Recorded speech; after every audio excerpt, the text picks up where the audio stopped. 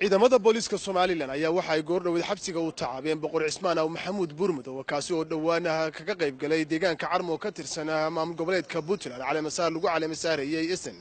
waxaana ay lagu eedeeyay ciidanka booliska Somaliland boqor ku eedeeyeen inuu halkaasi ka jeediyay hadal lid ku ah Somaliland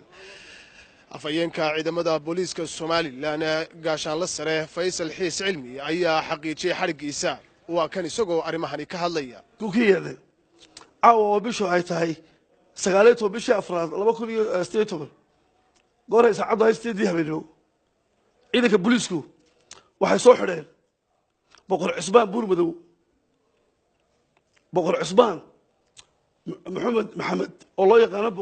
boqor Cismaan Buur madow kaasi oo lagu eedeeyo inuu galay dambi qarandulis ah isagoo Puntland kaga dhawaaqay arrin qaranka jamhuuriyadda Soomaaliland ku ah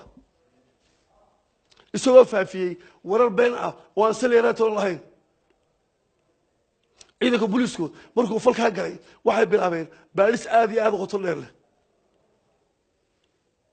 way soo qabteen iyagoo u maray xarigiisa sifa sharciga waafaqsan iyagoo u maray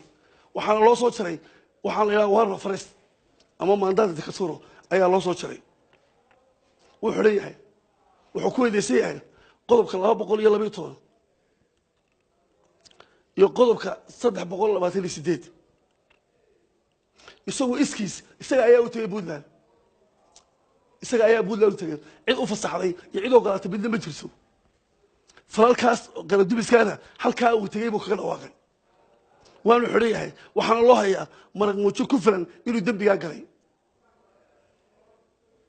halka waxaan uga digaynaa waxa weeye dambiga isaga kaligiis baa galay mas'uuliyadda ciqaabtu waa shakhsi wuu xidhayahay waxaana si degdeg loo gudbin doonaa xeelaalinta iyo maxkamadda awoodda wana mutaysan doonaa hadii la ka dhigo dambiga uu galay ciqaabtiisa Cabdirashiid